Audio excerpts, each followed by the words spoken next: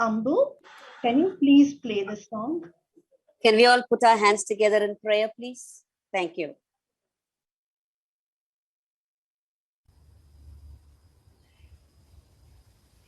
Mala duang dok mai, mala duang dok mai, เอาตั้งไว้เพื่อบูชา ขอบูชาคุณพระพุทธ ขอบูชาคุณพระธรรม ขอบูชาคุณพระสงฆ์ผู้ได้ทรงพระวินัย ด้วยจิตนั้นนอบน้อม ด้วยจิตนั้นนอบน้อม พร้อมด้วยกายและวาจา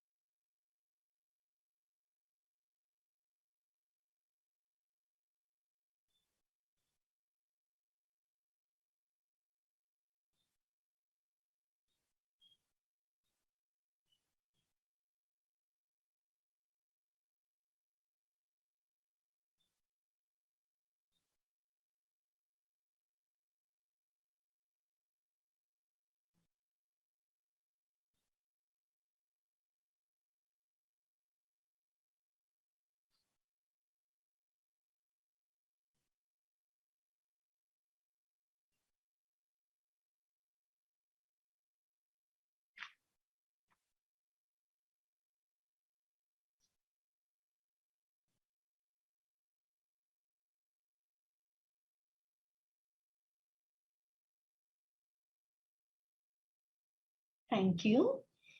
We will now hear a brief biodata of Dr. Wajuppa Tossa. Dr. Wajuppa Tossa was born on October 4th, 1950. She started her career as a professor at Sarakam University in Thailand in 1978.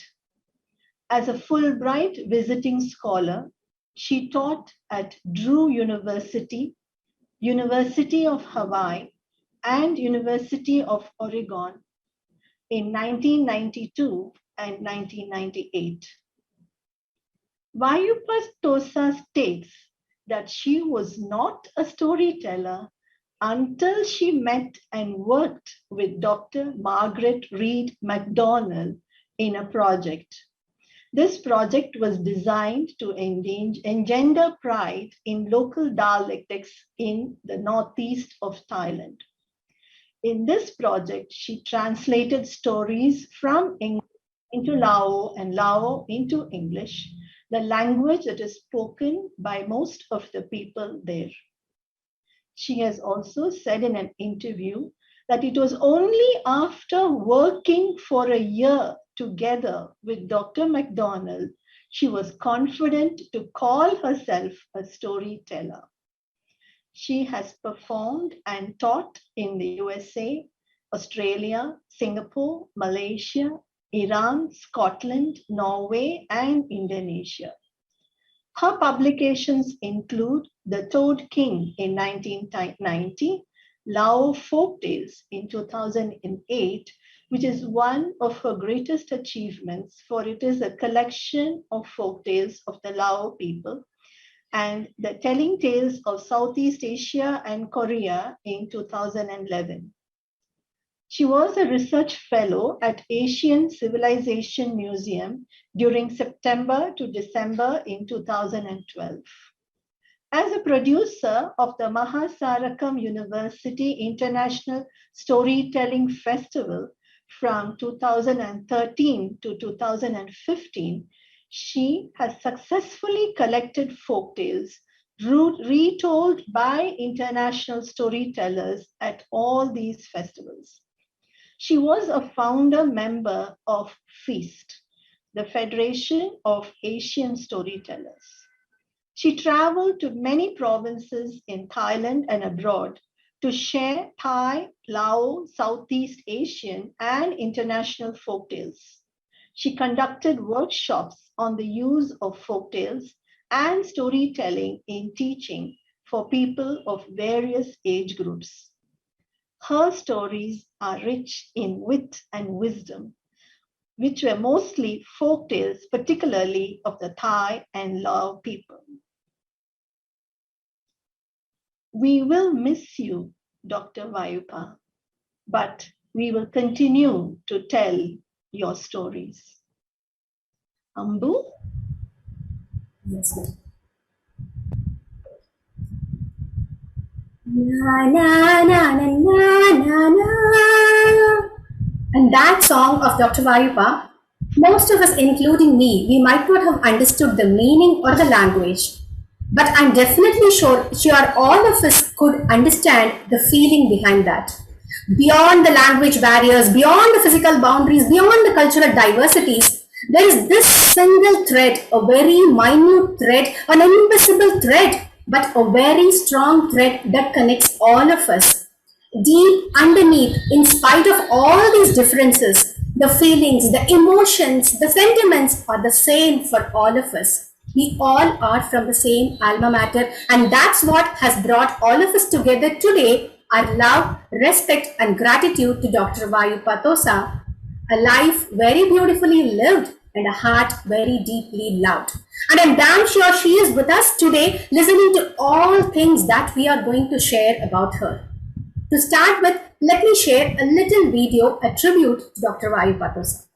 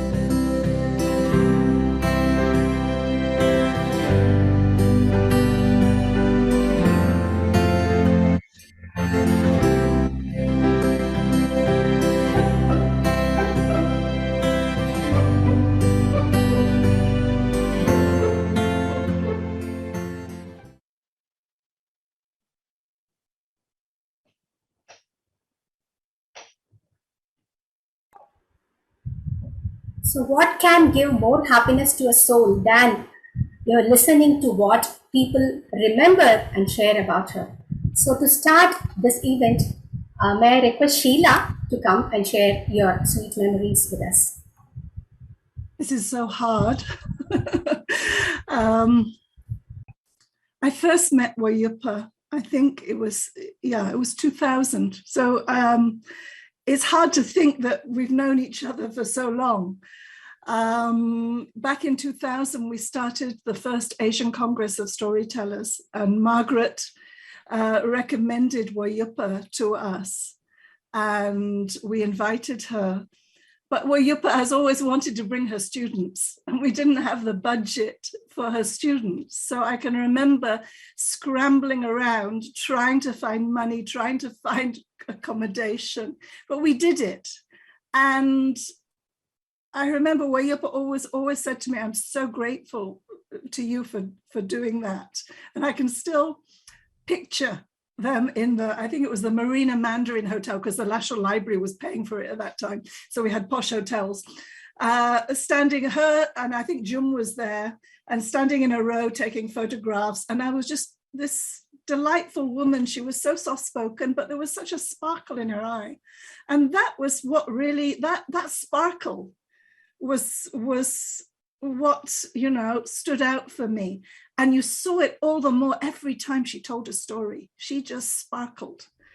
And her, you know, her singing, the grace of her singing, her dancing was wonderful. And she was just such a kind person with a really good sense of humor. I can remember many times sitting in the back of a car and listening to her and Prasong chattering away in Thai and laughing, not knowing what on earth they were talking about, but it was so much warmth that came out. And I just thought today, I remember one time when I was in Marasarakam, and it had been raining just before I came, and she took me out in her big, tall car. We went she was looking for floods to drive through. It was just so wonderful, you know. Her festivals. I seem to remember the first festival, and Jen and Nat were there, and it was so wonderful. She worked so hard to put this festival together, and basically when we got there, we realized that she was more or less working on her own. And, you know, I can remember Nat and I sitting in the back of a theatre trying to work out a storytelling competition, what we were going to do. Because, you know, she'd had to do a lot of it, but she still carried on. And that showed her spirit. And I remember that particular festival, the sponsors pulled out literally the night before. And she was like, I can't pay you. You know, we said, we don't care. In fact, we all ended up giving money. And she persisted. It was very hard, but she kept going. And those festivals really helped to launch the revival of storytelling in Southeast Asia. Her Thai festivals, and her coming together in Indonesia and Malaysia, and also in India and in Singapore, we built a family, a storytelling family together. Craig is not here, but I was talking to him yesterday, and he's not here because he is just he just can't take it. But in his PhD, he is writing about his storytelling family, and Wajuppa was a huge part of that. And she was, you know, the calm, wise mother. She was grandma, according to Ario. I was mum, but she was Alicia's mum. We all, I can't remember who's auntie, but we all had relationships. And that really, that was really what it was about, being family for one another. And she was so good to us. And what actually really, you know, some of the memories, because I've met her in many different countries, and everywhere she went, her rice cooker went with her. She was, you know, a very strict vegetarian, but she would manage. And I remember the last time we were together was 2 years ago, almost exactly next week, in Korea. And Korea is not a friendly place for vegetarians. And she brought her rice cooker, and she brought all this soy thing that was dark brown, and it looked disgusting, but she ate that every day. And at one point she ate noodles, these translucent rice noodles in hot water, because that was all there was to eat for her. But she never complained. She never complained. She always, it was, and I was just so impressed by that. Even the octopus dinner didn't faze her. Live octopus dinner, I have to tell you. Mhm. She didn't eat it, of course, but she coped. I was also, the last time I saw her was I say 2 years ago in the Korean festival. But 5 years ago, almost exactly 5 years, she retired. And I was really honored to be asked to do a presentation for her retirement celebrations. So myself and Uma Krishnaswamy, the illustrator, were invited to Thailand.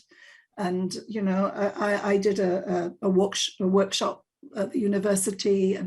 But we got to enjoy the retirement celebrations. And wow, though it was one big party. And what really struck me from that, I'd always known it, but I saw it, was how much Wajuppa students loved her. And that was very, very moving. And I will never forget, there were many, many instances and memories and laughter that I will never forget about Wajuppa. And actually, I still don't believe she's gone. She's still here. Thank you. Thank you, Sheila. So, as the famous saying goes, a person never dies until the person is forgotten. And that way, Wajuppa is immortal is what we all feel. Thank you so much for sharing that with us. How does it feel, an 86-year-old teacher being awake till midnight, early morning, 2 p.m. to be part of her students' rituals?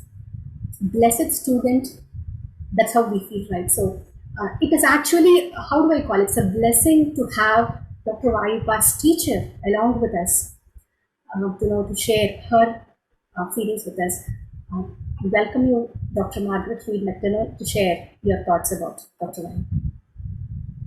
Okay, well, I think I'm going to talk about the first time I met Wajuppa, because I was sitting at my desk in the Bothell Library one day back in 1994, and the phone rang, and I answered it, and it was a man from Drew University. He said, Dr. Wajuppa Tossa in Mahasar Kram, Thailand wants you to come there as a Fulbright scholar. Please call her immediately. My goodness, could I do a thing like that? So I called her. Of course, it was 3 a.m. in Thailand, but she was very gracious and explained what she wanted. And I actually had to jump through a lot of hoops. It was an open competition to receive this Fulbright scholarship. And she was coming to the US to teach at the University of Oregon just briefly, shortly after that. So she said, I want to come and meet you, because she had to decide if I was the one she wanted to invite to come or not. And other people had invited who also were highly recommended. So, and out of the blue also, I had received a phone call from a strange man in Stehekin, Washington, just before that, who wanted me to come. He said, I want you to come and tell stories at the first ever Stehekin annual storytelling festival. Stehekin is a town of about 50 people at the top of Lake Chelan. To get there, you must drive 4 hours over the Cascade Mountains, stay all night at a motel, and then take a 4-hour boat ride up this long, long lake. And then you arrive at this little teeny spot in the middle of nowhere. But he was going to have a storytelling festival. He said, I can pay you $50. Well, it cost $50 to get the boat, but I thought it would be fun to do. And I thought, great, I can invite this person I haven't met from Thailand, and we can have a road trip. So Wajuppa and I went on a road trip to Stehekin. We crossed the mountains. We spent the night in Chelan. We got on the boat, 4 hours up there, and we arrived. And I realized, I don't know who this person is, what he looks like. So we kind of waited till everybody got off the boat, and then was one man left. So we thought that must be him. We went down the ramp, and he took us in his car, which was so old that you could see the ground through the floorboards. It was all rusted out. And of course, the stuffing was gone from the seats. And we got in this little old car and began to drive. And Stehekin had a big lodge for the park there and a few cabins for visitors to stay and a bakery, nothing much more. And in a moment, we were out in the middle of the forest on a dirt road, driving. There were no houses. There were no buildings. We were just going into this forest and who knows where. And I thought, I don't know this man. I brought her up here and what is going to happen? I don't know where he's going. And we drove and suddenly he left the road and started going across the grass field, not even a road. I thought, oh my gosh. And then there was a little A-frame house and behind it, a little tiny A-frame outhouse. That's the toilet. And we got out, he took our bags, brought us in, opened the door, and there was this little tiny room. And there was a little table with 2 little chairs and a wood stove in the middle of the room and a ladder going up to a hole in the ceiling. And on the back, there was a little tiny bunk built into the wall and a sink and a stove and a door to go out to the outhouse. And it was hardly enough room to turn around. We're going to sleep there, we looked at each other. And he said, oh, upstairs, there's a mattress on the floor in the loft. And there was a ladder just like this to go up. Wajuppa was much younger than me, 10 years younger, and much skinnier. I looked at Wajuppa, she looked at me, she said, okay. So she started climbing the ladder. So she spent the night upstairs on the mattress with a cat who was about ready to give birth. I spent the night on the little cot against the wall, and the man said, don't worry, the mice run up and down, but they won't hurt you. Okay. And that night he fed us dinner, and then he took us to town, and we thought, there are no people here. We hadn't seen any houses. Who's going to come to hear stories? He said, oh, it's not for the tourist. It's for you and for all the people who live in the valley. And you know, over 50 people showed up at that lodge that night to hear stories. They came out of the valley from here, from there, all these little roads, and they brought their families and they came in. And for the first time, Wajuppa Tossa and I heard each other's stories and told stories. And she said after that, she said, if John Maji can put up with this, she'll be just fine in Mahasarakam. And so I went the next year and she chose me as her Fulbright scholar. And her project was to tell stories in 19 districts all around Isan and to tell stories in the Lao language, because she was so concerned that the Lao language is being overrun by Bangkok Thai. And people were not respecting the language and the culture, which she loved so dearly. She had already done a lot of work with folktales. She had written Padang Nang Ai for her PhD thesis, in which she translates this incredible Lao Isan epic. And she shows in this in English, not only translating, but replicating the 3 rhymes within each line in this poetry. It's amazing what she did, amazing work. And then she followed that by doing Pia Kangkok, the Toad King, again, translated into English from this Lao epic. So she was well versed in Lao folktales, but she was just beginning to tell stories. So the first year that I was there, I taught the students, I was there 3 months and taught the students how to tell stories. And Wajuppa watched everything I did. And when I left, she could do exactly what I had done and teach the course herself. We had a student that year who was very shy and he stammered and he was so unpromising. And his name was Prasong Sai-Hong. But I liked him because I also stutter. So I really related to Prasong. And by the next year when I went back, you know, he had become the leader of the storytelling troupe. He was training everybody, getting them ready to perform, rehearsing them. He had become the person in charge. And every night he'd come to our house and he'd work with Wajuppa, getting the papers ready for the next day and planning everything. And from that time on, Prasong was her right-hand man. She did nothing without his help. And all these years, he has been right there, supporting Wajuppa in everything she did. So we must turn to Prasong and give him so much thanks for caring for our beloved Yuppa all these years. Thank you, Prasong. Thank you so much, Margaret. That feels, I'm sure, you know, I can feel that how Wajuppa would have enjoyed your mentorship and how it's like mutual, the teacher-student relationship. It's such a pleasure for us to listen to it. And thank you so much for joining us. It's very early hours for you, and it makes a lot of difference to us, and especially to Wajuppa. Thanks a lot. Okay, and now may I call Jen and Nat? I believe you want to share screen and Yes. Yeah. Hi, everybody. Yeah, so I have given you the host permission. You can share the screen. Thank you so much. Thanks so much. And first of all, just wanted to say hi to everybody. We love you all, and it's really good to see so many familiar faces here and some new faces. And it's really special. Thank you so much to the Chennai Storytellers, to Jiva and the Chennai Storytellers for making this space, creating this space for us to be together. That's very, very special.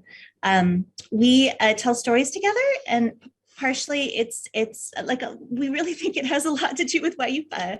The first time we met Wajuppa was that second year that Mom went back to, well, I should say Margaret McDonald is my mother. Margaret's my mom. And so she went to go spend time with Wajuppa that first year. And then the following year, she went back for another 3 months. And she very sweetly said, it would be really nice to have you with me for the holidays. And so she got some tickets. We were just starting out teaching. We didn't have a lot of money. I had no money, but she got tickets for us to come and spend the winter, the Christmas season with her. And so we were very, very fortunate to spend time with Wajuppa and Prasang. It was a very special introduction to Thailand. That was our introduction to Thailand that we will always cherish. And over the years, we've had many memories. And so we put together a little slideshow with a little piece of Mahasarakam from this morning. We were also very grateful to be able to travel to Mahasarakam yesterday, to be there with Prasang and Jum, and it was to say goodbye. And we had all the storytelling world with us in our hearts as we were saying goodbye there. Nat, as I get it ready, can you share it? Yeah. Sure. Yeah. Well, when I first met Ajahn Wajuppa, I was beginning to learn how to teach, and I was in teaching school, and I knew that she had an educational as a professor background. So I asked her advice on teaching, and she said she thought for a very long time, and then she said 4 words to me, which are the most important words I've ever gotten from anybody about teaching, which has been my career for 25 years. She said, "School is for kids." That's all she said. She said, "School is for kids." And that has been the most important advice I've ever gotten as an educator, because we get so involved with so many things that have nothing to do with having students. And so I remember that, and I thank her so deeply for the memory and the advice that she has given us.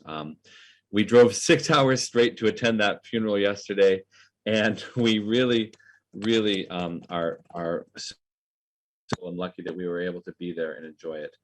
Jen is going to share a screen now and share a very short slideshow with you. Thank you so much for your time on this. So we're just going to talk a little bit while we share. Just wanted to share a few images. I think that many of you will recognize, we'll see, you can spot Wajuppa in the photos, and then you'll see many other familiar faces. We just wanted to say that Wajuppa has been sharing stories with this kind of passion. This is the passion that we've seen from Wajuppa all these many years. Let's get those stories out there. Here's an image from Songkla, 2004. This was, we would come when we lived in Hong Kong, we'd come with Mom sometimes to visit, and Wajuppa was just doing amazing work. There's great grandma who we've gotten to know over the years, so wonderful. Wajuppa would come visit us, came to visit us in Hong Kong, so cold, always so cold, in Seattle and in Hong Kong when she'd visit. There are a lot of great friends there in different places. Malaysia. We've got, yeah, that was Bangkok, and then we've got Korea. Very special memories with so many people from around the world. And she was being a Korean scholar. That was very special, and finding plants. And here Sheila was talking about competitions. There was always some kind of competition. And so this was an artwork competition, and you never knew what you might be judging or what you needed to, what the criteria were, but it was always fun, great fun to figure out what was going to happen next. We had a great time. Again, some more wonderful faces. Here's Penang. And some more Penang in the rain. Rain or shine, Wajuppa was always smiling. Just wanted to talk about how wonderful it was to have her share the Isan culture and different traditions that were just so important in the Isan region, and learning about the Bai Si ceremony and learning about the Wai Kru. All of these things were Wajuppa has just been such a tremendous cultural ambassador. Wajuppa and Prasang, such dear friends, and so important to our daughter, Cordelia. There's that joy that you would see, and talk about pairs and partners, Wajuppa and mom, watching them tell stories. I had to just put in a little tiny bit of a story.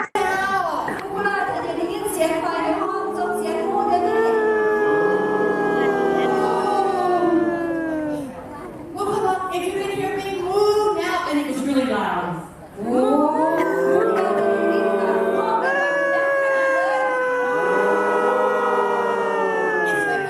That joy and delight. And here's a picture of Wajuppa then listening and sharing that same joy, that same face. This was in Songkla. It was a story bus, and all the kids, everyone was taking a turn telling stories. Cordelia told a story, and Wajuppa's face when she was listening to Cordelia was just that same light and joy. Cordelia is our daughter. And Cordelia, 2 years ago, wanted to share this because 2 years ago, she interviewed Wajuppa the last time we saw her in Penang. This was the last page of the article she wrote. And when we found out that Wajuppa was gone, the first thing Cordelia said was, what she said to me in that interview was that she wanted everyone to remember the stories. That she'd asked her what she wanted her legacy to be. Cordelia asked if that was the question. And she said, I don't want people to remember me, I want them to remember the stories. We will, of course, remember her and the stories.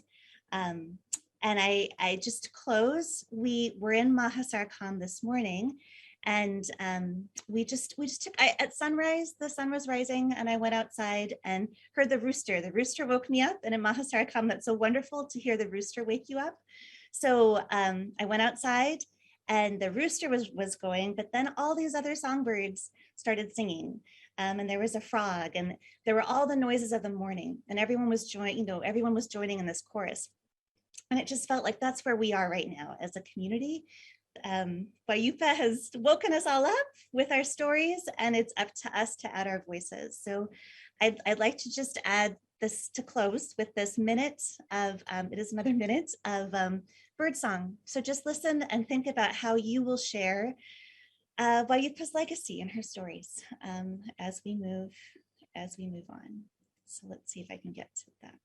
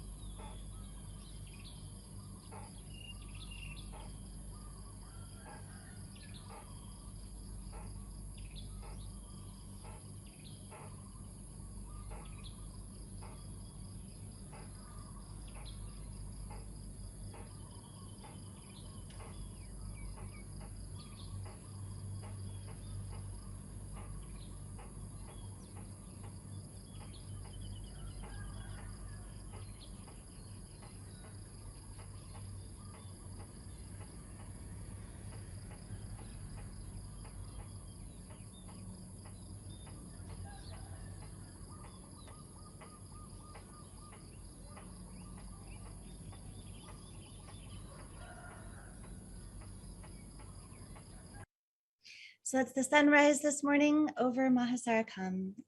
It's a new day for all of us, and we carry on her legacy. Thanks very much, everyone. Thanks.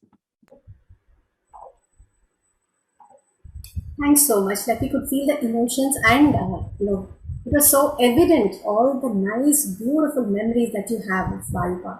It was a treat for us to watch all the photographs and the little bit where Margaret and Wajuppa was performing. It was like, I mean, I know, and it is very difficult to express the feelings, the emotions that we get when we watch that. Thank you so much for sharing that. Thank you. And next, can I call upon Presong, please, to come and share your thoughts with us?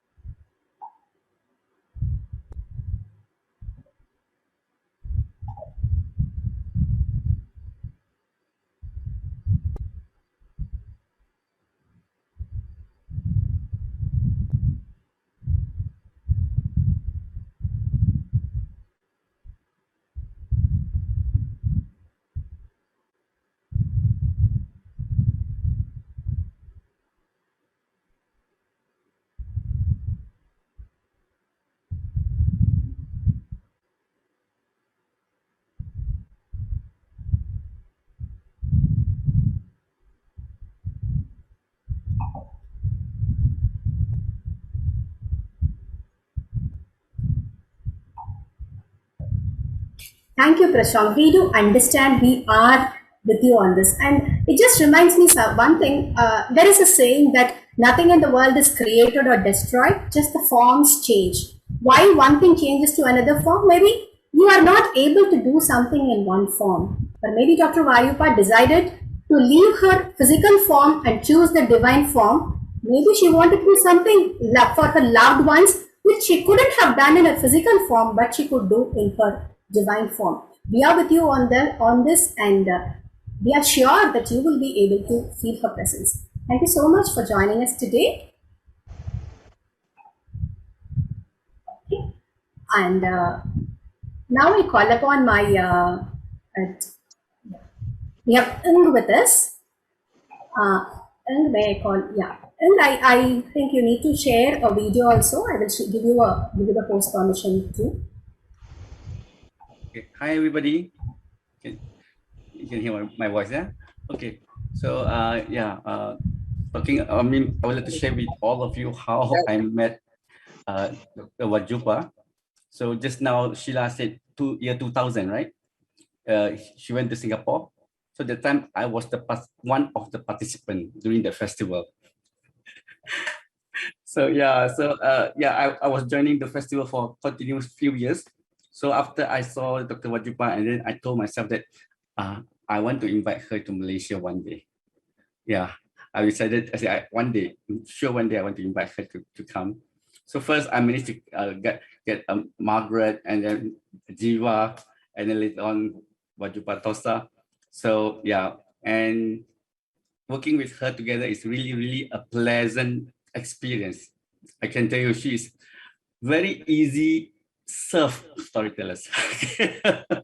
No attitude, nothing, never complain. And then it's fun to be with her together, especially when you have a long journey, and then we talk, we laugh, and then some tiny joke. Really give me a very good memory. Yeah. So then one thing, another thing, her contribution to our Malaysia storytelling was a few years back. So our Young Buddhist Association of Malaysia, they decided to have a international Buddhist storytelling festival. So I give them the suggestion. I say, why not you organize something like that? So they have decided to organize something big at that time. And the first person I decided to invite is Dr. Wajuppa Tossa. So yeah, she came and joined us, and some other storytellers as well. And then after that, for the continuous few years, so we scale down the activity where we bring the storytellers to the different village, different area, instead of just one big event in Kuala Lumpur. So we have a separate trip, or we say a journey. So we have Jiva also paired together. So sometimes I'm driving, and Jiva and Wajuppa. So yeah, lots of things happen. Sometimes, but sometimes when you organize something, sometimes you have a lot of challenge, and then sometimes you feel like, but you in front of Wajuppa Tossa, she will always a good listener. She will listen to all your problems. Then you feel like, so I like to work with her together. So and now she already left us, and then I told Mr. Ang, I think Jiwa knows Mr. Ang. Yeah, Mr. Ang was really shocked to hear about this. And then after that, they have made a very short video clip as a tribute to Wajuppa Tossa. So for this, so I'd like to share with all of you. It's about 2 minutes video. Yeah. Okay.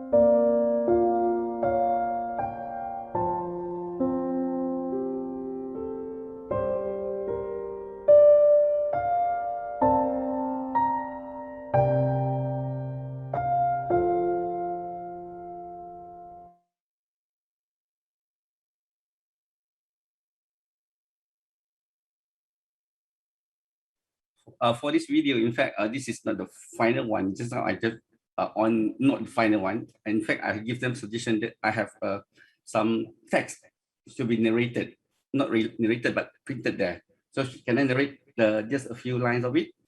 So in the video clip, it's supposed to be some words is written actually by me. Long time ago, there was a lady from Thailand. She loved to listen and collect stories. She loved story of friendship. She loved story of kindness. She even loved Buddhist tales. She traveled from village to city in Malaysia to share these wisdom tales. Today, she has gone to a better place, left us with a loss of her tales. These stories will be remembered and told by us, so that we will remember forever that long time ago, there was a storyteller named Wajuppa Tossa from Thailand.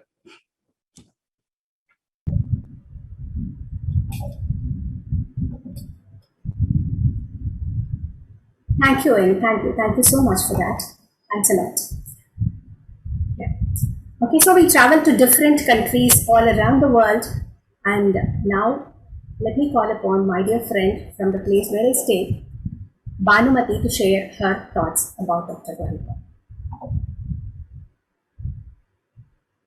We have listened to long stories from so many years. For me, I know her only very recently, and I'm so fortunate and I'm so grateful to Jiva ma'am for having me introduced to Wajuppa Tossa. As I told, I was so fortunate to be the caretaker of Wajuppa Tossa when she was here in India for Kadegalata Season 1 festival.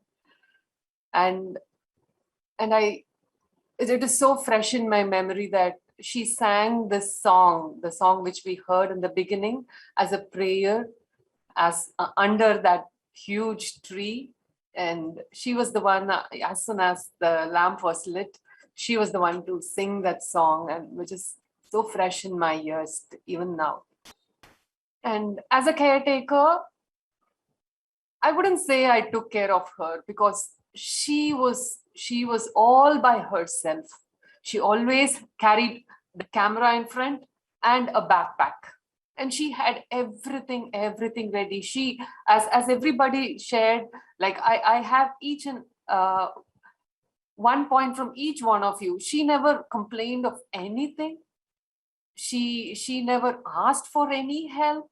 She was all by herself. And when Prasong was doing his workshop, she would quietly go keep the camera and place it. And it was never ever a disturbance or nothing. And when it comes to performance, the first picture was where I saw her in awe. The first picture where we showed, like, she met the very young children. That was the first group she shared the story. And it was like, it was my beginning years into storytelling as well. So I was totally awestruck when I was watching her, the energy that she had. She was like very quiet and silent and calm. The moment she saw the children, the moment she stepped into her storytelling shoes, she was different. She was totally different. And later, when I met her for the second time at the Feast Festival, Ambu and I got an opportunity to help her. I wouldn't say that is a help, that is an opportunity for us. That's how we felt when we helped her. And in Tamil we say, oru kai valadu kai kudukaradha idadu kaikku theriyakudadu, which literally means if you help through your right hand, your left hand should not be known about it. So in the afternoon, we just gave a very basic help. And in the evening, she came closer to us. We both were sitting, and she just came closer to us, and she smiled at us, and we were smiling back at her. And she tucked something into our hands, and we were like, what is going on? We were talking to her, and something is coming into our hands. And there was a beautiful gift for us. oh my God, how can she even remember such a little thing and she can pay? I wouldn't say pay back. The love she shared for the help she received. And I don't know whether that was the last time we would meet her, and she wanted to balance that. And the final thing which the memory I have with me was like, in the upcoming feast festival the next month, I'm supposed to share a story, and I am telling a story, and I was looking for one, and I chose one of her story, the very first story which I learned from her. And I wrote to her, Wajuppa, I would like to seek your permission whether I can tell that story. And surprisingly, she replied, basically she replied with, well, no, okay, of course. But there was an extra word, the first time which I got from her, with all my blessings. I was like, that was the first time I got that such words, but I little knew that will be the last word from her, from. And yes, she lives through the stories which she has shared and which I have learned.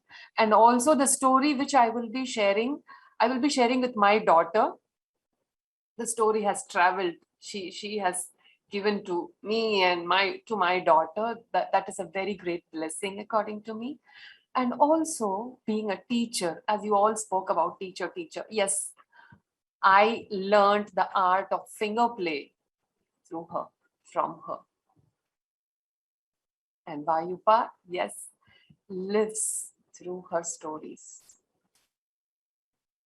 Thank you so much. Love you. Thank you so much, Banu. I remember I have a vivid memory of the time when I met. I wasn't fortunate enough, like most of you, to have interacted with Wajuppa in the early years. So I had met her only once, and that was the experience which Banu shared. One little lunch we had together in one table, and I can feel, I feel so bad. I wasn't into this field earlier to have met her and to have spent a lot of time with her. Thank you so much, Banu. And now I call upon my other dear friend, searching for her, Kavita. Kavita? Yes, Kavita. Thank you so much, Ambu. It's a great honor to be here with all big storytellers, great storytellers here today.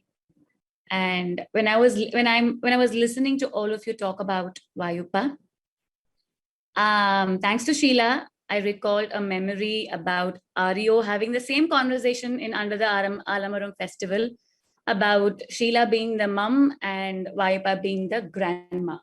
And thank you, Sheila, for bringing back that memory. Another memory that I have of her is the festival happened in a college, and all the tellers were staying across from the college, and you have to cross the road to get into the hotel there. And the traffic in Chennai is usually horrendous around 6 p.m., 7 p.m. And to get there, the easiest and the quickest way is to cross the road. But that is also the scariest route to go into the hotel. I remember being there with Wajuppa, Prasong, and Preeti, another Chennai Storyteller, wondering how to take the tellers across the road, how to cross the road, since none of them are remotely even aware of how to cross a road that was so congested. So we were very, very, very worried that we might lose them somewhere along the way. So we had to go back and forth, walking the roads, trying to figure out how to cross the road. And I think Wajuppa and Prasong took it in their spirit, took it in their stride, and they finally crossed the road with us. And I'm sure it was a big experience for them to have crossed the road in Chennai. So that's one memory I have of them.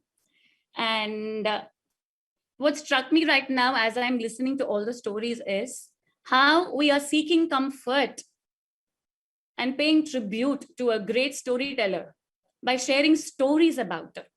What better way to pay tribute to a person? I think it's a blessing, and I'm sure Wajuppa is smiling at us from heaven. And Prasong, just a word of consolation to you, and I'm sure it is not enough, but something for you to hold on to. I'm sure if heaven is for real, then heaven has regained an angel who was sent to us briefly to spread joy and share stories. And I'm pretty sure she's regaling everybody in heaven with all her stories. And in the meantime, on earth, what's going to happen is we are going to celebrate her legacy by listening to her stories and the joy that she has created in our hearts and the memory that she has created for us. With that, I would like to share a quick video. Kiran Shah couldn't be here with us today, but she has sent an audio recording paying her tributes of respect to Wajuppa. So we'll be playing that.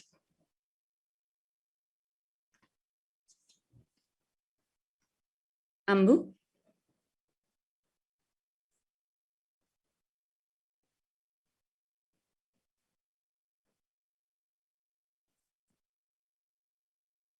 Give me a second, I'm sharing it.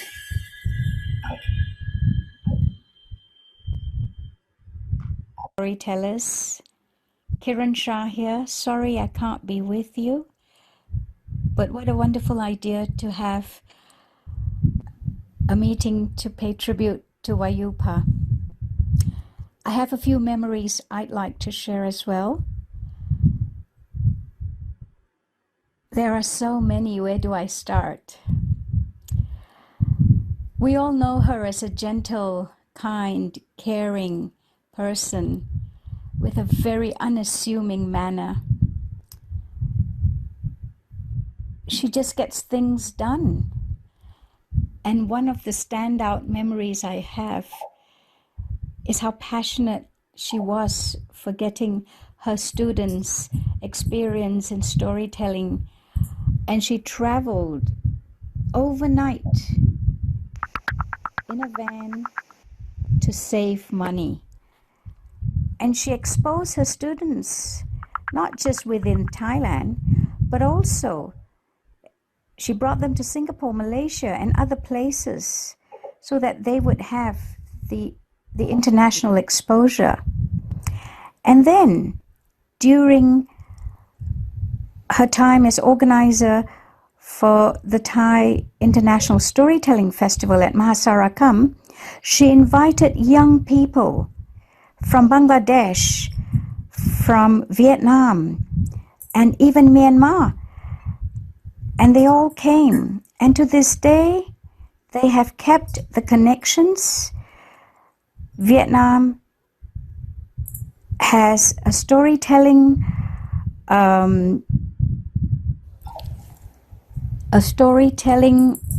group, and to this day the people that I met in Thailand, we have all formed close relationships, and I think we need to give her credit for that. My memories of her in Singapore was how when I took her along the beach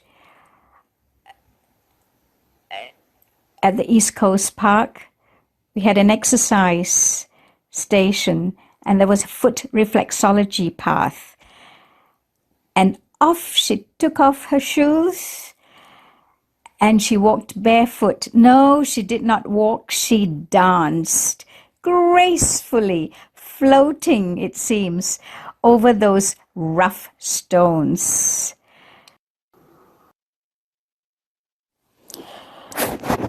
In Jakarta in 2017, when Wajuppa and I were storytelling judges for BINUS University, she shared her breakfast with me. She was very, very well known for traveling with a huge suitcase which contained her rice pot, organic rice from a neighbor's farm, and all the lovely condiments that accompanied that breakfast dish.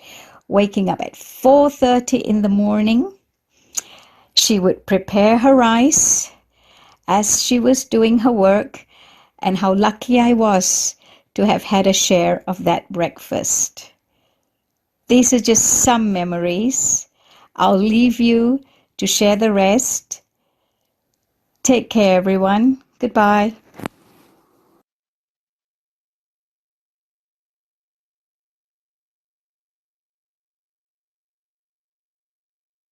That was Kiran Shah's tribute. What a lovely tribute from her. Now we have Aryo here to share his memories. Aryo? Hi, everyone. I thought I was just going to listen. We put you on the spot. Oh, yeah. Well, thank you for having this tribute session for Grandma Wajuppa. It's supposed to be a happy session, a happy night, because we have a beautiful little creature I call Grandma myself. Always make me happy with her little feet, walking with the little steps, trying to cross the road. And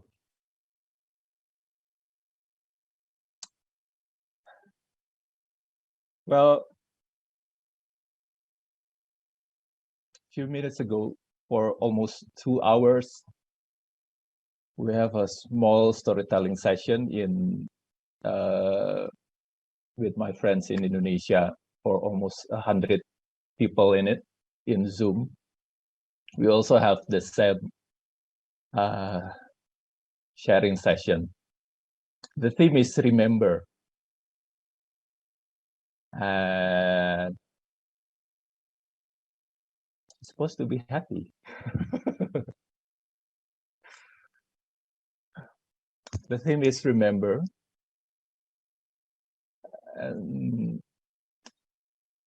And half of the storytellers, they told stories from Wajuppa stories. They only got a chance, a very little chance, to beat Wajuppa. I think it's only like 2 times in Jakarta. But it hit them really hard when I told them that Grandma is gone. And they wanted to make tonight for remembering Wajuppa's grandma. And all the good memories was there. And you know, it's hard to talk about someone that always brought a rice cooker in her traveling and share her food, and won't let somebody to help her with her bag.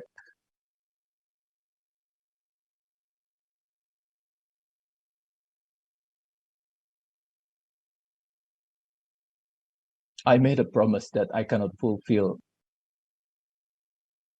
Last year is supposed to be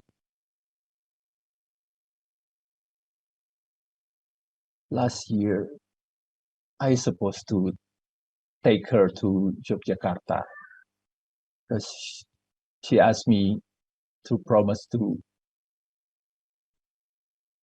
take her to Jogja and take her to visit the Sultan Palace and take her to a place where she can study Java language and the folk tales and eat all the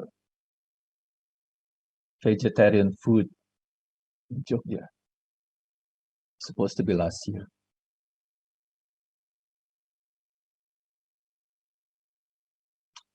sorry, Grandma, but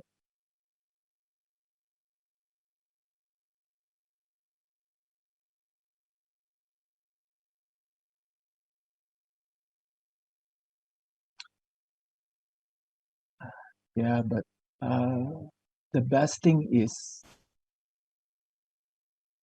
I got a chance to knew her.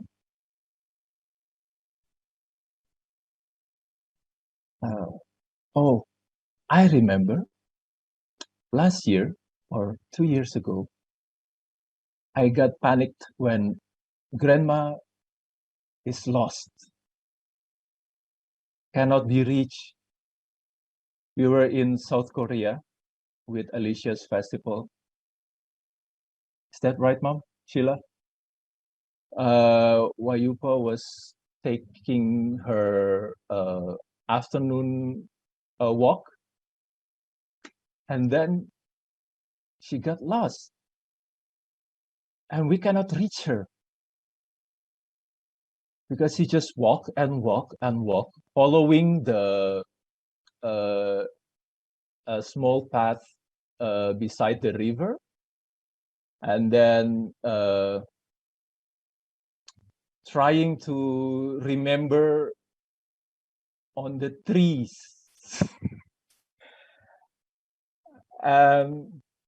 The funny thing is, she said that, then I realized all the trees were the same.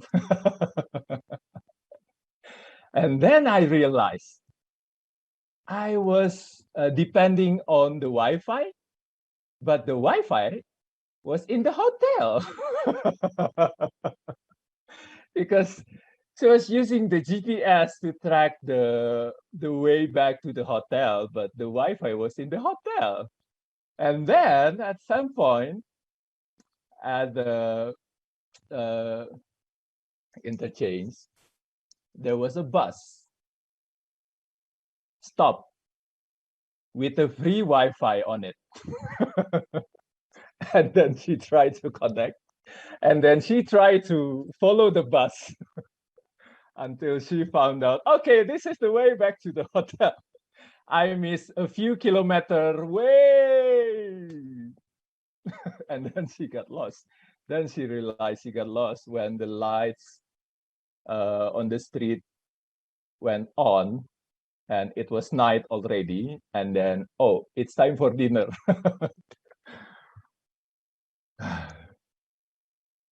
Meanwhile, back at the lobby of the hotel, we were panicked.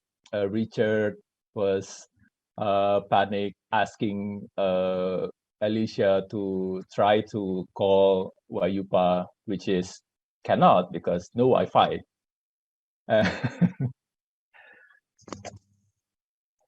And that's the last funny memory of her beside the other, but the love and the good memories will always stay. And that's my beautiful moments with that little angel called Grandma Wajuppa. And it will stay forever. Thank you for having this. Thank you, Aryo. Like you said, good memories are here to stay forever. And it's so nice to have such fun memories to share with everybody. And now we move on to Jiva to pay tributes. I think Richard is there, Richard Villard. Maybe we can invite him over and then I'll. Oh, okay. Let's Richard, Richard now.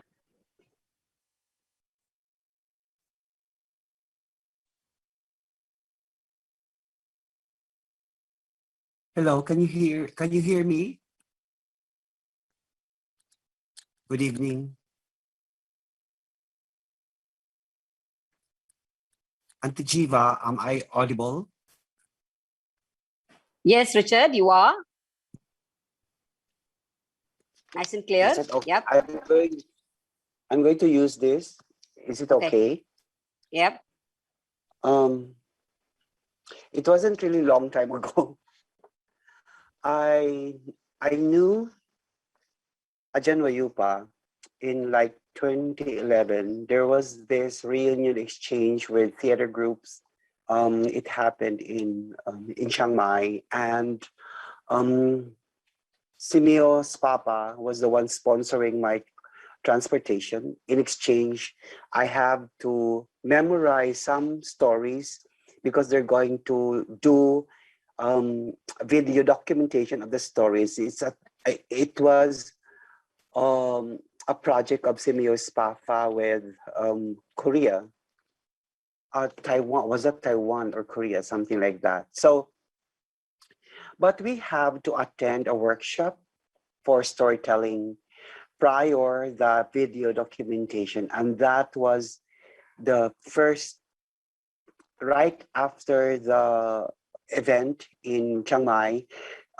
We met that was in Chiangdao. We met in Chiang Mai, and there was a workshop a day before the recording, and there she was. But the first thing that I noticed, because it was a workshop and we had a chance to come near to Wajuppa, who was our resource person, he was our speaker, telling about storytelling, teaching us how to do it. And then every time she spins, I smell those sweet, like lavender, because she was using a cloth. Every time she do that, I smell it, and I was so. It really felt very good to smell the flowers with her. So,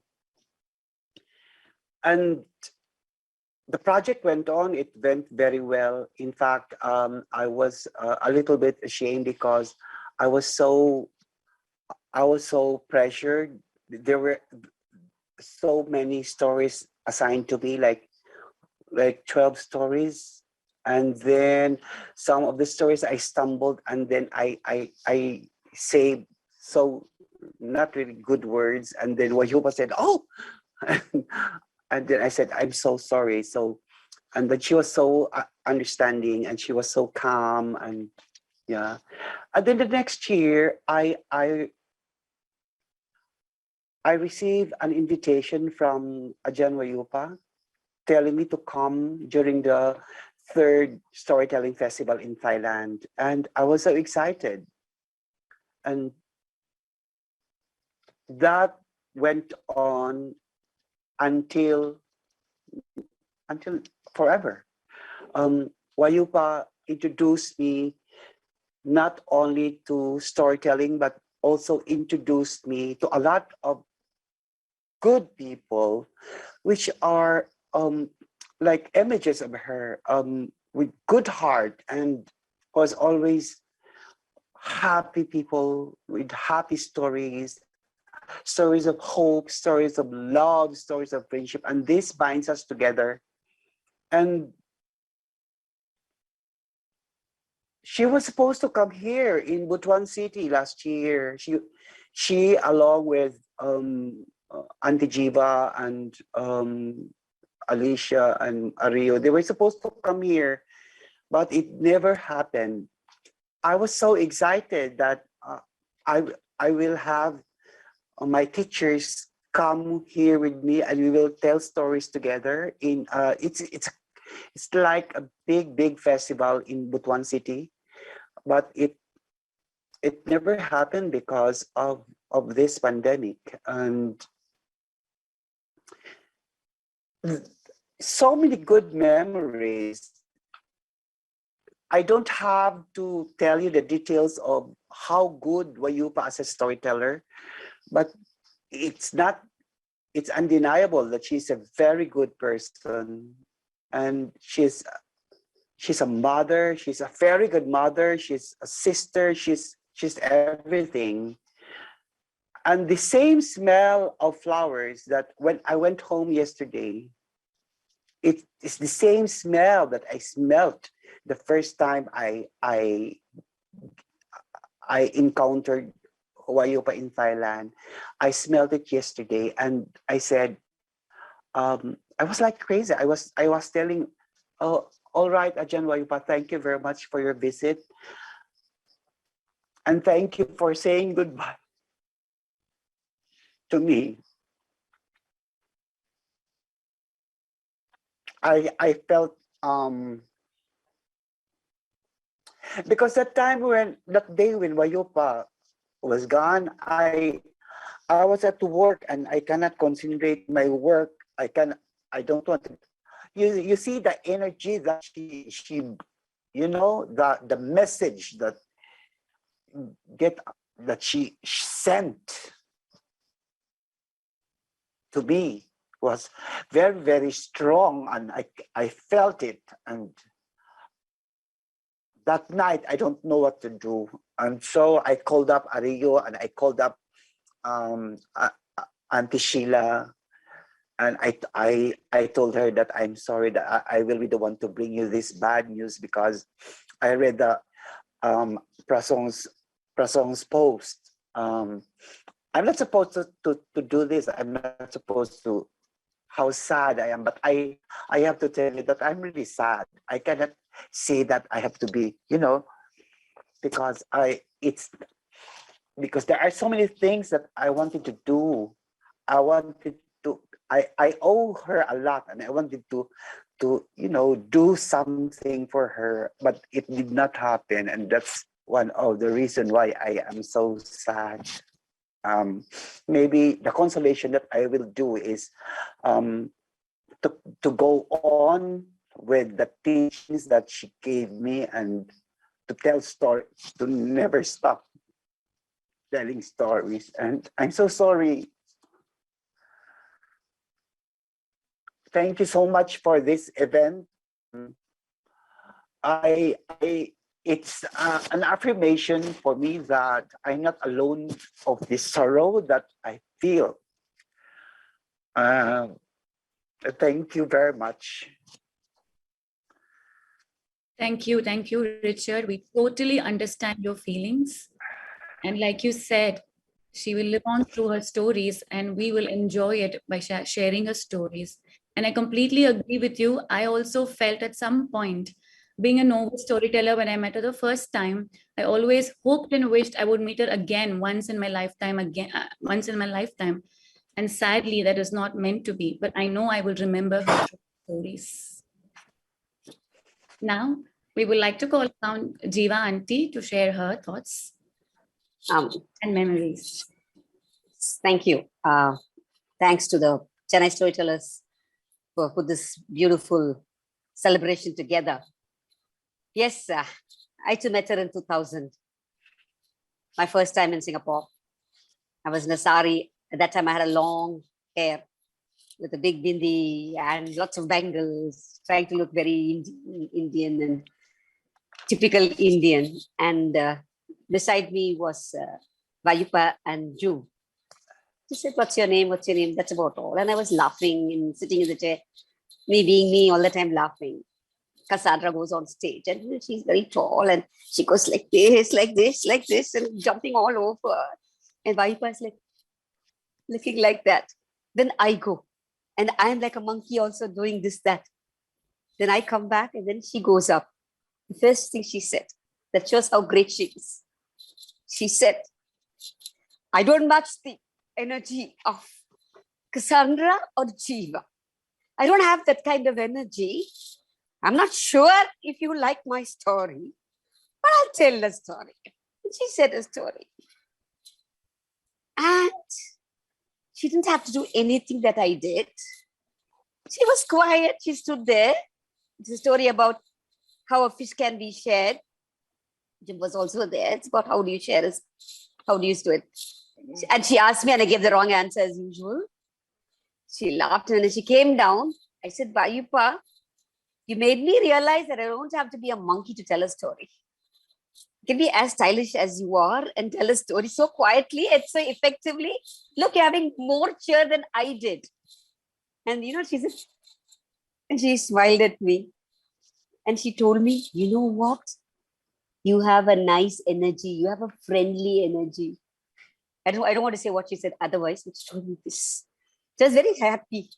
very, very happy when she did that. And I never knew that I was going to have a lasting relationship with her. I've been with her for so many years as her faculty in Mahasarakam, and I've stayed in her little house, little wooden house she had on stilts, and she'll always say, "That is your house," she would say. And of course, Margaret has stayed there. Many people have stayed, but she'll always say, "That's your house. That's your room," she would always say. And this is a shirt she bought me the very first time I went. What is very strange about this shirt is I've never been tiny. Either I'll become very fat or little fat. No matter how fat I am, I still fit into this.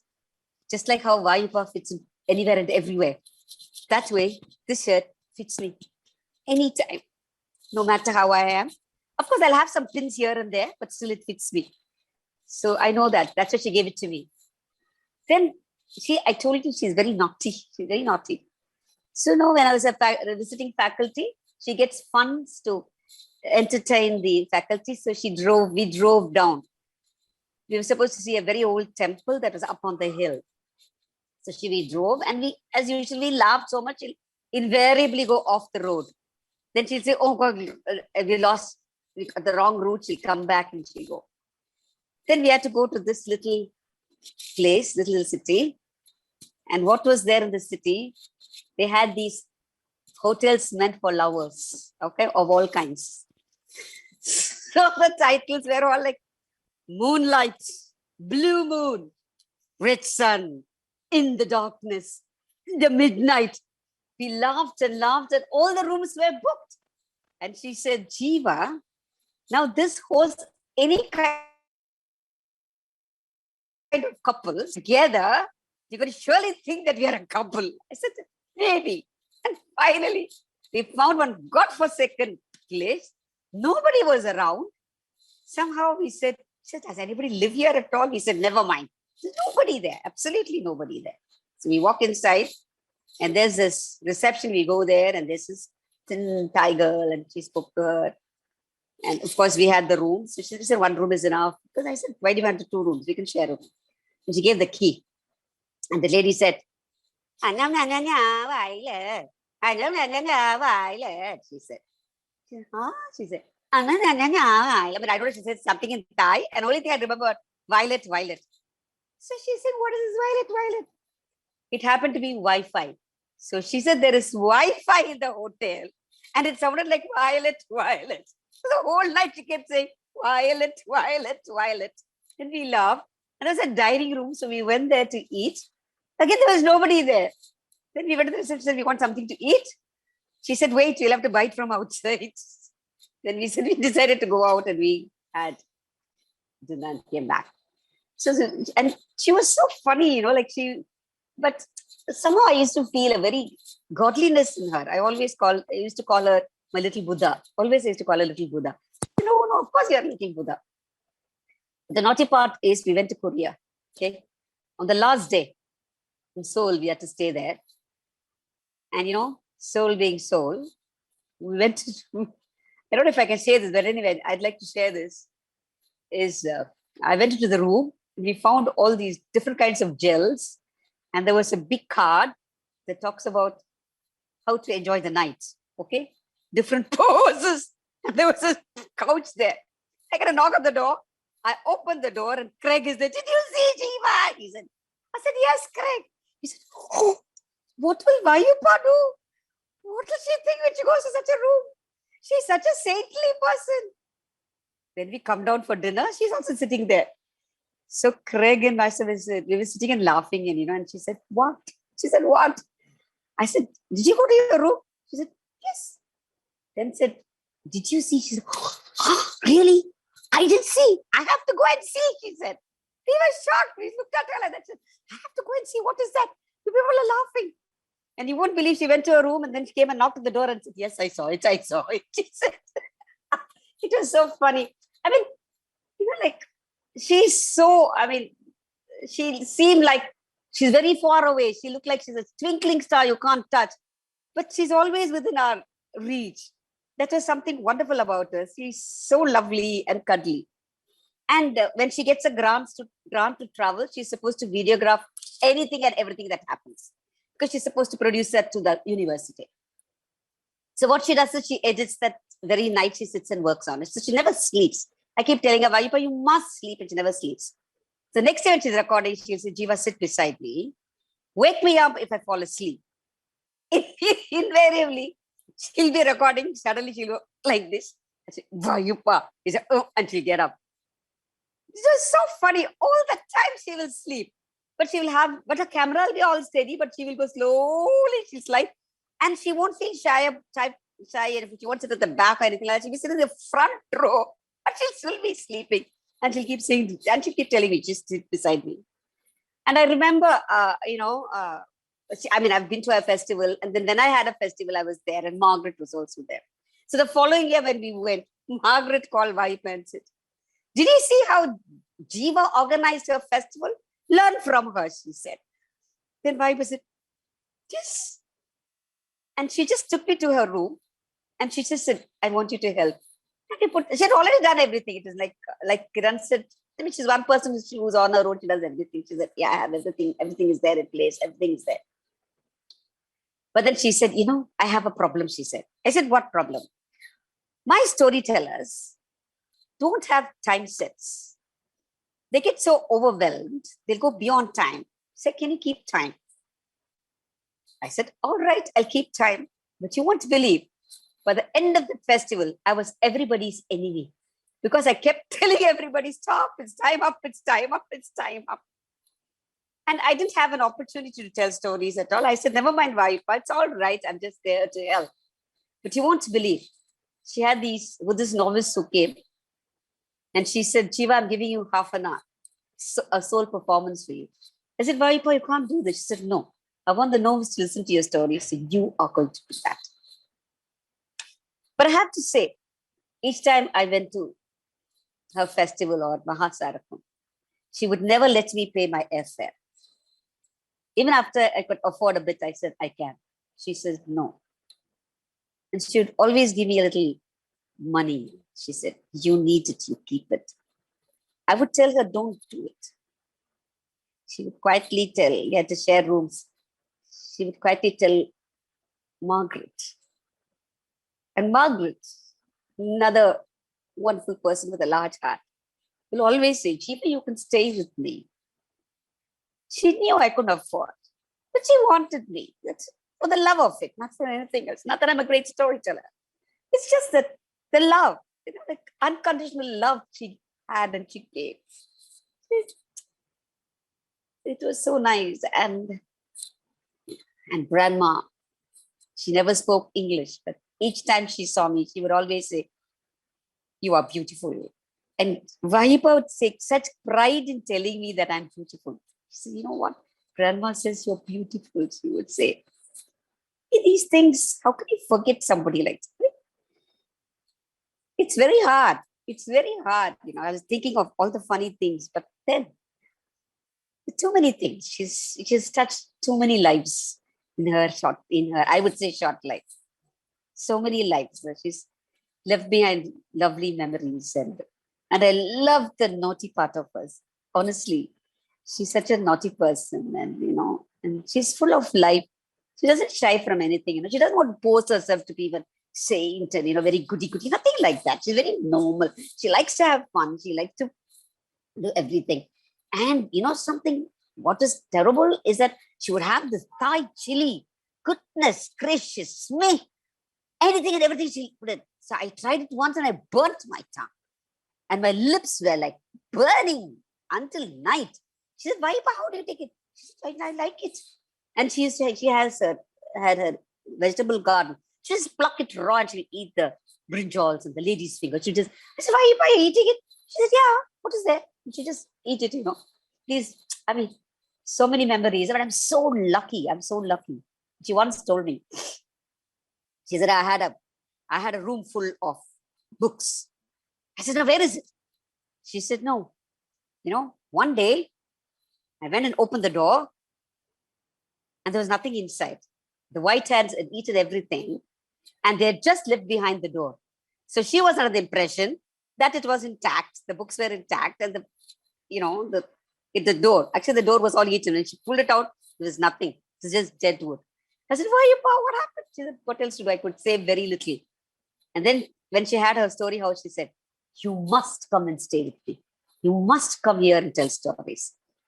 Well, Wajuppa, you may not be there, but then I see you in all our hearts, and especially you are now inside Prasong is what I feel. That's what when my father died, the priest told, "Don't worry, your father is inside your mother." So that's the way Prasong, I feel that Wajuppa is just within you. So it's you that we will look forward to as Wajuppa and keep in touch, and we shall remain as we were to Wajuppa Prasong. We are no match to Wajuppa, but we are there for you, Prasong. We are there. And thank you, Margaret, for bringing her over to Singapore. Otherwise, you brought her to Singapore and Kathy brought me to Singapore. And that's how we met, two great teachers. What more to tell? Thank you. Thank you all. Thank you. Thank you. Thank you so much, Jiva Auntie, for bringing out the naughty side of Wajuppa. It was nice to hear that side of her. And thanks to all of you who volunteered to share your stories with us today. Now we're going to leave the floor open to all the tellers from across the world who are here to pay tribute and let them share their memories of Wajuppa Tossa. I have a small little memory to share about her. It's not that I have met her quite for a long number of years, but the first meet was more closer to her was the Bangalore Storytelling Festival, the Feast Festival that we last met.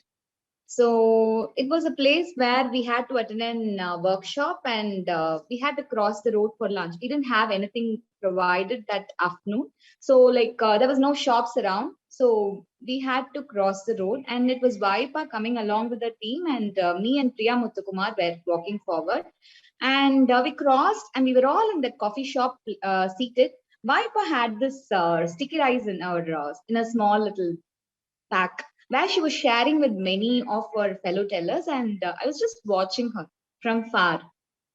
So that is where she had this red chili flake, and she was having it with that. And there was a little bit of food which was left over. So I was just watching her, and she quickly asked someone to go get an empty bowl from a company, from a nearby shop, and she placed that remaining food for the night. She didn't waste it though, and she was like, why to waste? And she collected all the food that was left over, and she packed in another box for that night. So that particular incident that I watched from far taught me a lot, actually. I generally appreciate children and the people at home who don't waste, but I generally appreciate people. I was watching from her and learning a lot of things. She was quite calm. The first time I saw her, she was having a backpack. And yes, as Jiva told, she was having this. I was like, who's this lady? Who's that? And I was just peeping from behind and watching her. And that's when I knew it's Wajuppa. I asked Ambu, I remember. And I was peeping from behind and watching her. So that one small incident is still staying in my mind about her. Yeah, but there's no other chance I can meet her anymore. But still, she has something for us left behind, and we'll sail with that. That's what I would like to say here. Thank you. Thank you, Vidya.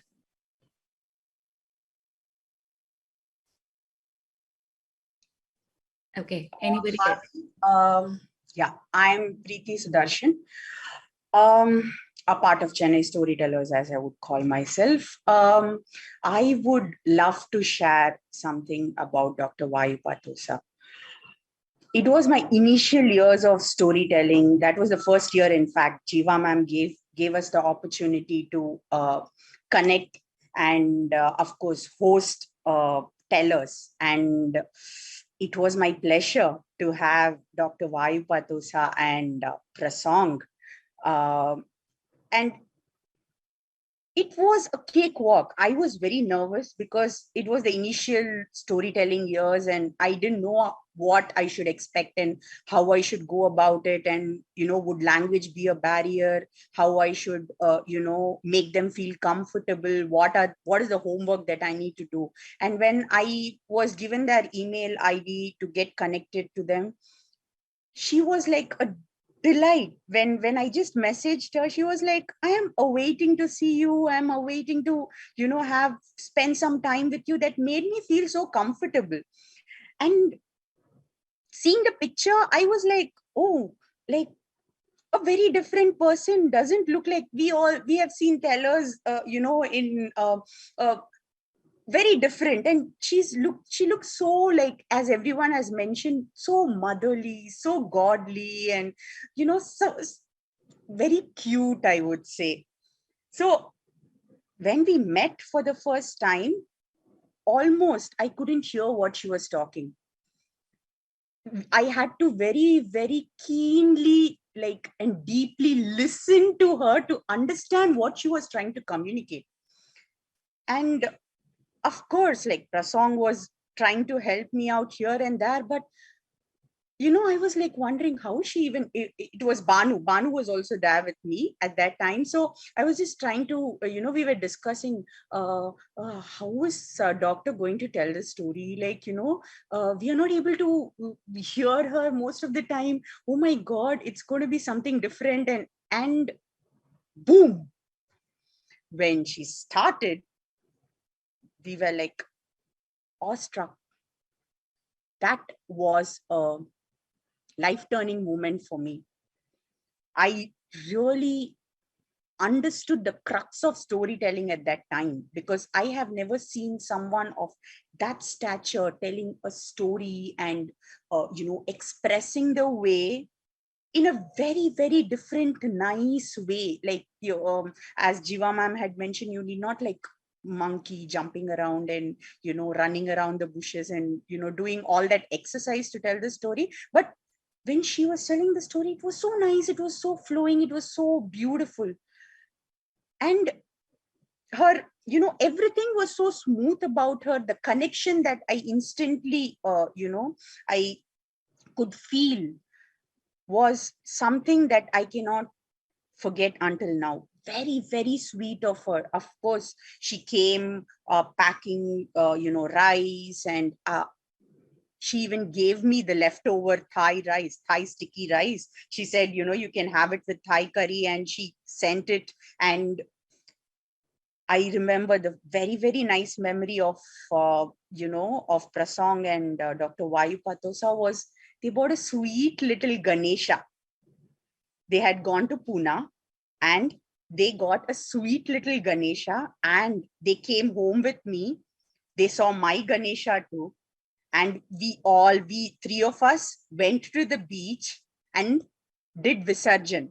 That is, put the Ganesha in the river or the beach water. That was this smallest thing. She never even thought that, we should, what is something new, or she came home with me, she had a meal, the typical Indian, South Indian idli, vada, dosa, and filter coffee. So everything, I even fondly remember, taking that kuti cup, the small cup, and the, two different types of cups, and slowly putting little by little coffee to her and serving it to her. And when I listened to her story, of course, every one of us as storytellers would know the story. Grandma who swallowed a fly. That moment when I listened to that story, I said, yes, wow, this story, it seems like it's for me. And I instantly told, oh, please, I have to tell this story. You have to give me permission to tell this story. I'm and until now. And when I first recorded the story, I sent it to her and I asked her, please give me your inputs. And she, of course, blessed me and said that this is yours. And so sweet of Prasong and Dr. Wajuppa Tossa to send me, because at that time, the grandma who swallowed a fly, the story was in that traditional language. I don't remember whether it was in Lao or whether it was in some other foreign language. It was not in English, but they translated the book and they sent it across to me. I still have those messages and I fondly remember all that, and so much of love, during the initial days, because everyone says that, when you start a journey, the base is very, very important. The initial days really help you a lot. And that has very, very much helped me a lot. And I'm sure most of us. I still have this tiny little, gift that she had given, both, of course, Prasong and I use them. And whenever I take them out, I remember them fondly. And as everyone says, she lives through her stories. And she's right up there guiding us, each one of us, showing us the path and taking us to a different level. Thank you. Thank you, Preeti. Do we have anybody else who wishes to share their memories?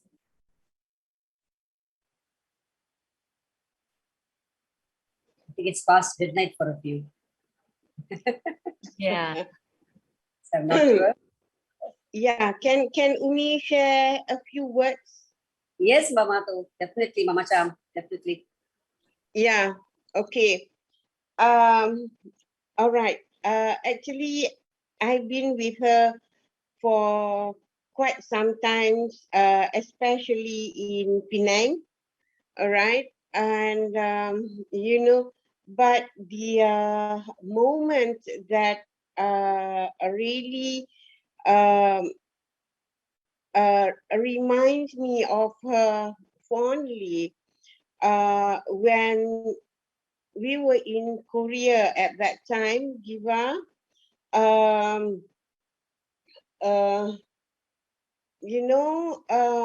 Because I didn't follow the whole trip of the storytellers. So when that particular morning, where all the storytellers were already on board on the bus, moving to another place, and I was then ready to, get back to Malaysia. How at that time, because in fact after the whole trip, Dr. Wajuppa will be coming to Penang as well. So I'll be meeting her again in Penang.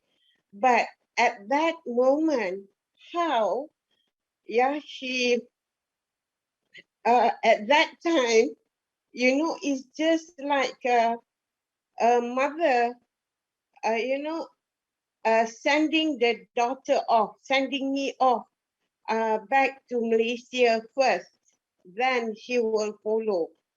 And how at that time, she was already on the bus and she came down, she hugged me, and say, have a nice journey back to Malaysia and I'll meet you there, So,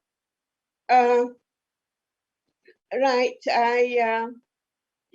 how such a motherly lady like her, she's already up there, on the bus, and she came down, hugged me, and sent me off with her blessing and pray for my safe journey back. And only now that it just strikes my mind how when I got to the airport, with her blessings, maybe, and then when I got to the airport, I was alone. where everybody waves their hands. Everybody was in the bus. I feel so sad to depart from all the storytellers at that time. And with the blessings from Dr. Wajuppa, when I reached the airport, I checked in, and then they told me at the counter, they told me, ma'am, we are going to upgrade your seating. I said, no, because I thought that when they want to upgrade my seats, meaning I have to pay extra. They said, no, ma'am, it's for free. We upgrade your seats for free. And, everything will be catered off.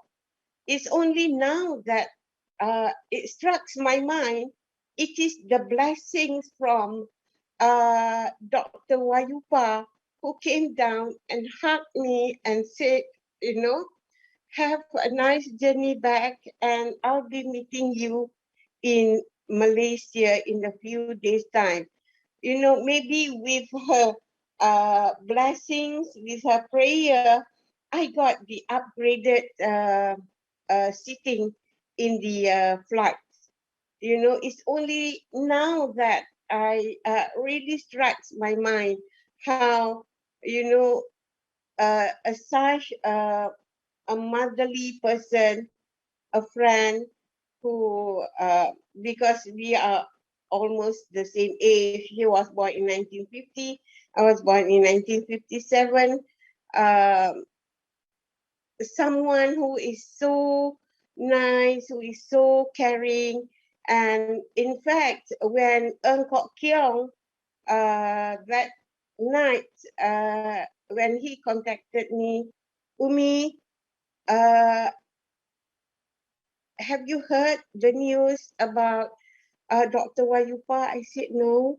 And when he mentioned that Dr. Wajuppa left us, I'm speechless. Such a nice person. And it seems that we lost her. It's just in the blink of an eye like that, and then how I followed, her funeral. Jiwa was there, Richard, Sheila, even Kiran, and all of us were there until to the last day before the bureau. So that is, the memories of Dr. Wajuppa, and most of us in Malaysia remembers her, loves her so much, and she is always with us forever. Thank you.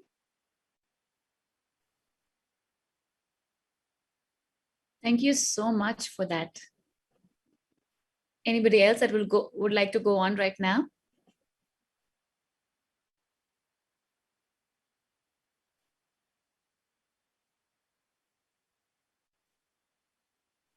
Okay, if not, then we would like to close the session. I'm going to turn it over to Vasugi for the closing words. Thank you, Kavita. So thanks so much for all those wonderful memories that you all shared today. And as we mentioned before, like, a person is never dead until the memories stay back. And we all know that Dr. Wajuppa is immortal that way. And how do we feel the presence? A little unexpected gentle breeze, a little moving of the curtain. That's what they say, we can feel the presence of those people when we really think about them. So that way, Dr. Wajuppa lives with us forever and ever. So we started by listening to her beautiful song. We'll end the session also by listening to the same song again, followed by a minute of silence, and then we disperse with our mind filled with her thoughts, our heart filled with gratitude for her, and a little smile on our lips, Yes, you heard me right. A little smile on her lips to celebrate her life so beautifully lived and her heart so deeply loved. Thank you so much. Thank you, Wajuppa, and we love you so much. So let me share her song.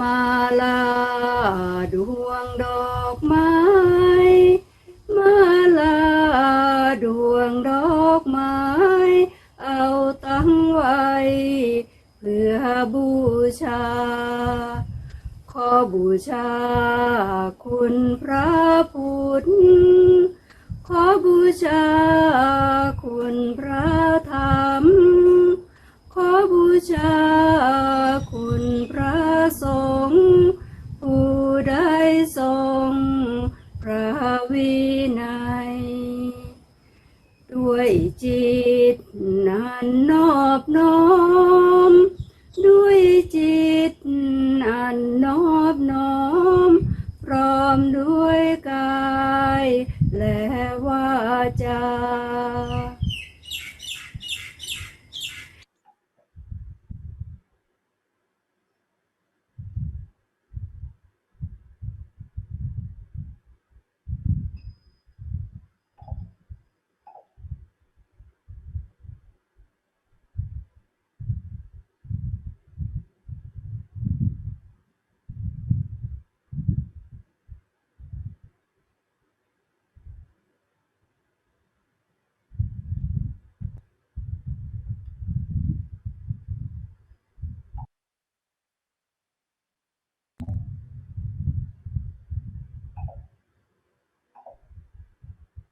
Thank you so much. Thanks a lot.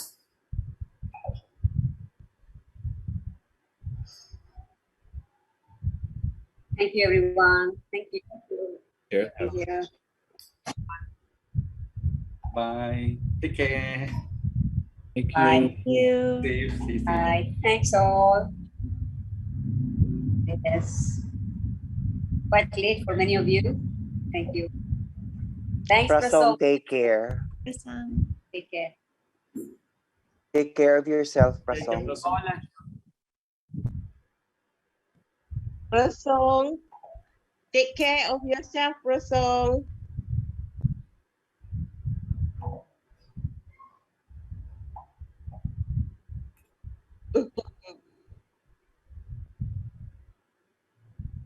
Umi will remember you, Prasong. This is Umi Sham from Malaysia. Yes. Yeah. Hello. Hello, Omi. Hi, Richard. Hi. Thank you. Thanks all. Good Yeah. night. See you soon in It is so hard to Masarakam see. again, Prasung. Yeah, Bye. Kim. Take care. Thank you very much to the Chennai Storytellers. Thank you so much. Yeah, it's so hard to say goodbye. Oh. Thanks, Margaret, for staying around so late. I mean, so early, I should say. Pretty early for you. Yeah. Thanks so much. Wajuppa smiling. Yes. Yeah. A naughty smile. Yes. For all you know, she might be recording this. Never know. With her video camera, she'll be recording all of this. She always has. It is More more important than her walking stick. Her camera. Yeah, the camera is always with her. Yeah. It is her signature toy, I would say. And her I hope backpack. to see you. I hope to see you soon, all of you soon. Yes. Yes, Richard. Yes. Miss you. Thanks for joining in. All right. Thank you, Jiva. Thank you for having this session. Thank you so much. Thank you. All right. Good night. Good Love you night, all. everybody. Bye. Thank A great you. celebration indeed. Great celebration. Bye. Bye. From the oldest to the youngest we have here. What's going on? And from the same family. Yes, from the same family. Hi, Steve, you are there. Hi. Wow. So lovely, so lovely. So nice to Yeah, see you we're never going to meet again in Penang. Auntie Jiva. Yes. Yes, Bye. Richard. Bye. All go have your dinner. Moms to prepare dinner. Oh,